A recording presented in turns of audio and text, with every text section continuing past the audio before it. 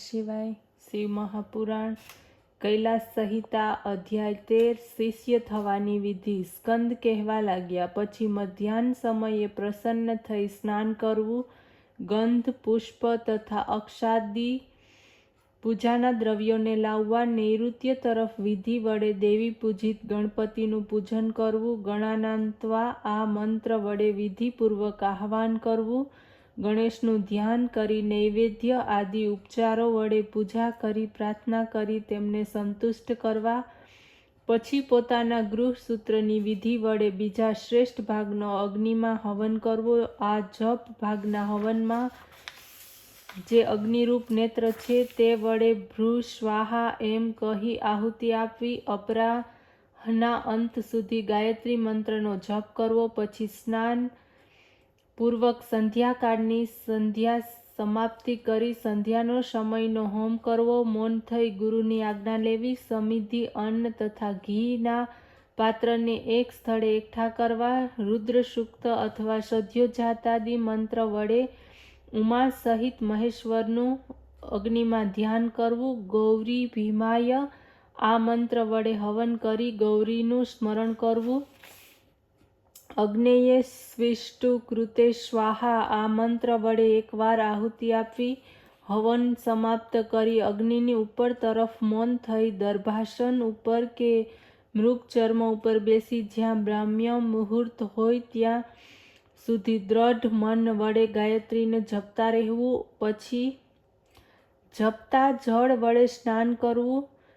અશક્ય હોય તો ભસ્મ સ્નાન કરવું. ચરીને મેળવીને અગ્નિ ઉપર મૂકવો.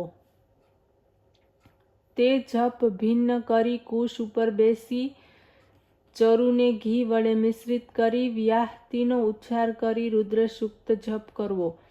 ઈશાનાદિ પંચ બ્રહ્મનો ઉચ્ચાર કરી શિવના ચરણ કમળમાં મન લગાડી પ્રજાપતિ, ઇન્દ્ર, વિશ્વેદેવો તથા બ્રહ્મા આ નામોના અંતમાં નમઃ લગાડી આદિમાં ઓમ લગાડી ચતુર્થી વિભક્તિ સહિત ઉચ્ચારણ કરવું.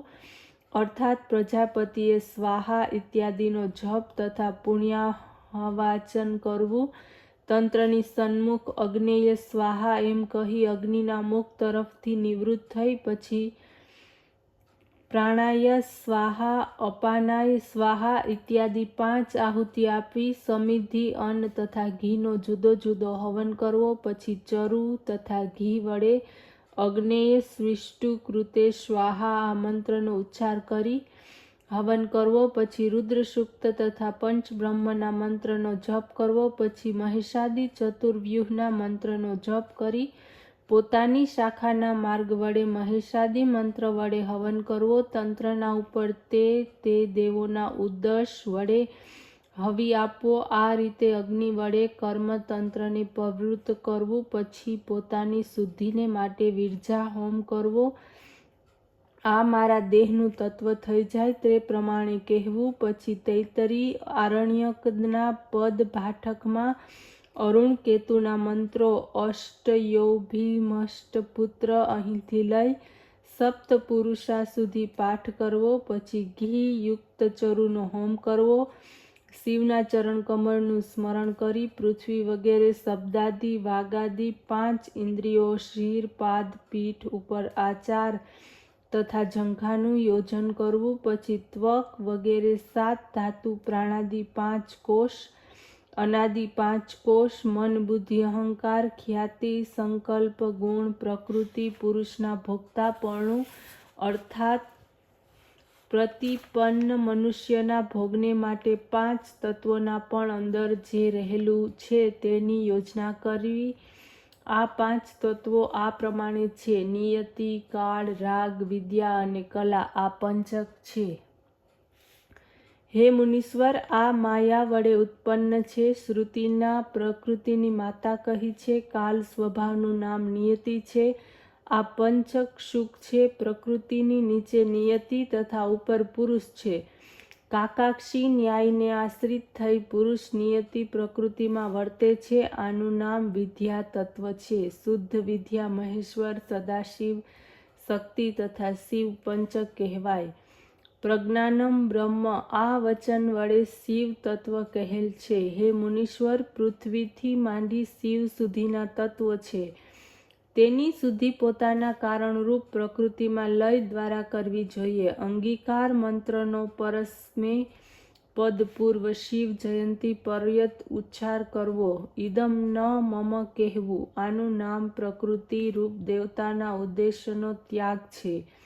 તે ઉપરાંત વિવિધે સ્વાહા, કપોતકાય સ્વાહા, વ્યાયાયકાય પરમાત્મને ઇદમ ન મમ શિવ જ્યોતિની ચોથી વિભક્તિ લગાડવી તેમજ વિશ્વભૂતાદન્દ્વ ઘસનોતશુકાયેદ આ રીતે ચોથી વિભક્તિ યુક્ત ઉચ્ચાર કરવો. ત્રલોકય વ્યાપીને પરમાત્મને દેવાય ઇદમ ન મમ એમ કહેવું. પછી ત્રૈલોક્ય વ્યાપીને શિવાય ઇદમ ન મમ આ રીતે કહી ભાગ આપવો. પોતાના શાસ્ત્રમાં કહેલા વિધાનને અનુસરીને તંત્ર કર્મ કરી ગુરુને માટે ધૃતયુક્ત ચરુનું પ્રાશન કરવું. સુવર્ણાદિની દક્ષિણા આ કર્મ માટે આપી પછી બ્રહ્માને વિદ્યા કરી પ્રાતઃ ઉપાસના કરી હવન કરવો. સમ મા સી સંતુ મરુત આ મંત્ર જપી મૌન થઈ આતે અગ્ન આ મંત્ર વડે અગ્નિને પ્રજ્વલિત કરવો. હાથ વડે અદ્વૈત તેજવાળા પોતાના આત્મામાં અગ્નિને આરોપણ કરી પ્રાતઃકાળની સંધ્યોપાસના કરી સૂર્યને નમસ્કાર કરવા. નાભી સુધીના જળમાં પ્રવેશ કરવો. પ્રેમ વડે સાવધાન થઈ મંત્રનો જપ કરવો. અહિતા અગ્નિ તથા પ્રજા પ્રત્યેષ્ઠી કરવા. સમ્યક રીતે શ્રૌત વૈશ્વાનરમાં હવન કરવો. વેદયુક્ત તથા દક્ષિણાયુક્ત આ સર્વ કરવું. અગ્નિનું આત્મામાં આરોપણ કરવું. પછી ઘરમાંથી ચાલી નીકળવું. સંન્યાસી થનારાને સાવિત્રના પહેલા પદનું ઉચ્ચારણ કરવું. સાવિત્રી પ્રવેશયામી એમ કહી ભૂરોમ એમ ઉચ્ચાર કરી પછી ગાયત્રીના બીજા પદનો ઉચ્ચાર કરી સવિત્રી પ્રવેક્ષ્યામી એમ કહી મુબરોમ કહેવું. પછી ગાયત્રીના ત્રીજા પદનો ઉચ્ચાર કરી સાવિત્રી પ્રવેશ્યામી કહી ભૂર્ભુવઃ સ્વરોમ એમ કહેવું. આ ભગવતી સાક્ષાત સર્વ આભૂષણોયુક્ત દ્વિપતિવંત શરીરવાળા શિવજીના અર્ધાંગિની છે. ઓમ નમઃ શિવાય.